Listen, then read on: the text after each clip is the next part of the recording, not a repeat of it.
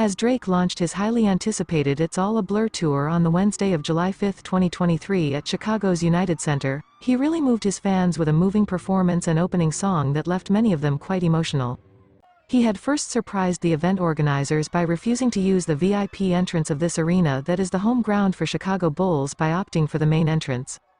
Then when he got inside, he proved that he had so much for the 23,500 fans who had bought all the tickets for the concert. Just like how it had been published on his setlist, Look What You've Done was his opening song of the night, or rather tour, but it's the intriguing performance that he gave it that has gotten us here, and we will decode to you the meaning behind that epic performance and the song itself. But before we proceed, here's how he left his fans emotional as he climbed onto the stage and commenced the performance.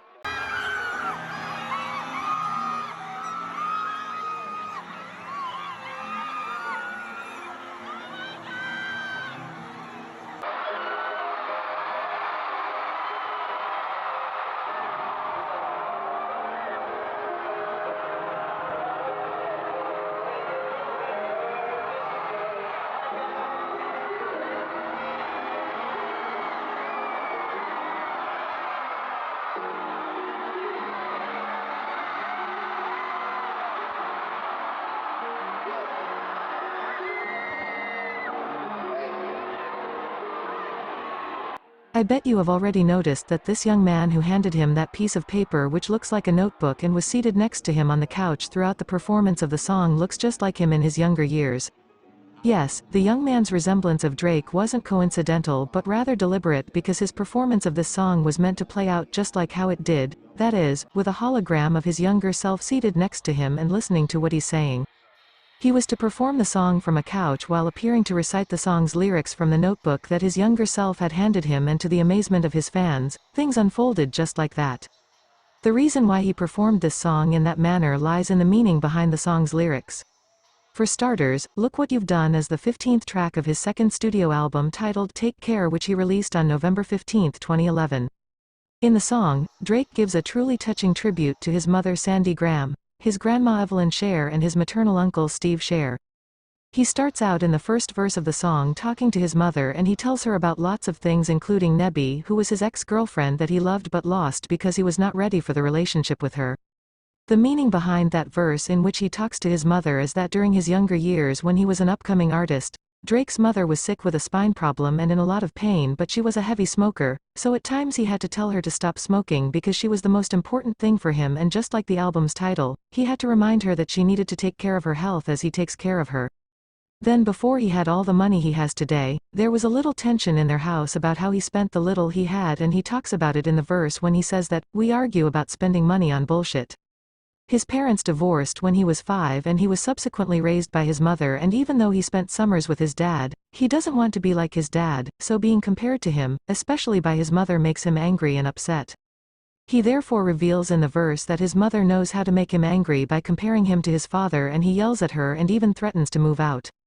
He says that, "You tell me I'm just like my father, my one button, and you push it." After a heated and tense argument with his mother, he reveals in the verse that she usually called him to apologize for any hard feelings, and sometimes they would agree to disagree and say they love each other, then the whole cycle would start all over again. He goes ahead to reveal that because of his mother's sickness, he was forced to work harder to provide for the family.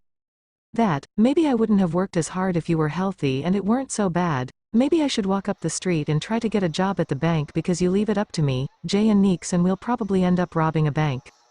In the verse, Drake also talks about Lil Wayne calling him and taking him to Houston, Texas because he wanted to sign him in Cash Money Records. He also recounts how his mother's sickness had a happy ending where he financed her successful surgery and finally sent her to Rome on a vacation that he had earlier promised her. He says that, "I finally send you to Rome and get to make good on my promise. Girl, it all worked out and we should have known because you deserve it. After all the things that we've been through, I got you. Yeah, look what you've done, look what you've done for me now, you knew that I was gonna be something. When you are stressed out and you need something, I got you." In the second verse, he changes his audience to his uncle talking to him about his other ex-girlfriend called Jade, whom he was in love with in 2006 and used to hang out with in the uncle's backyard. He also talks about his father Dennis Graham, whom he says was living in Memphis, Tennessee and couldn't go to Toronto, where they were living with his mother and uncle and never paid for his child support, just like a typical Black American dad story. He tells his uncle that, I know that I'm your sister's kid, but it still doesn't explain the love that you have for me. I remember sneaking in your pool after school dances, damn, your house feels like the Hamptons. For all of my summer romances with Jade, I never had anyone like you.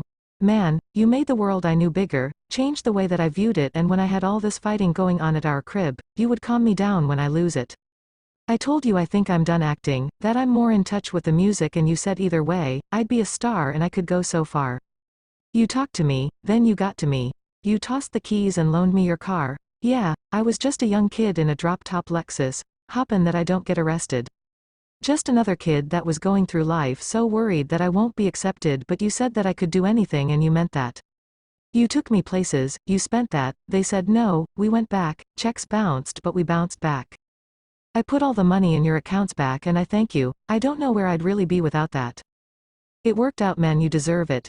After all the things that we've been through, I got you. Look what you've done, look what you've done, you knew that I was gonna be something.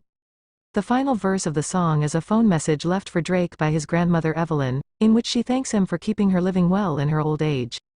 The message goes that, Hi Aubrey, I'm here sitting with my son having a little talk and he knows how to get in touch with you now. I want to let you know how grateful I am for your help in keeping me in this comfortable place. Aubrey, all I can say is that I remember the good times we had together and the times I used to look after you, and I still have a wonderful feeling about that. God bless you and I hope I'll see you. It's worth noting that during that performance, Drake hinted at his upcoming project, teasing that, I have an album coming out soon for you all. I don't know about these guys that go away 3, 4, 5 years, want to chill out, all that shit. That's not me. So, with that being said, I got an album coming out real soon for y'all. It's called After his second show at the United Center, he had been scheduled to head to Detroit's Little Caesars Arena, and the tour runs through October. Did you enjoy this analysis of the performance and the track? Let us know in the comments below and don't forget to subscribe before leaving. Gracias.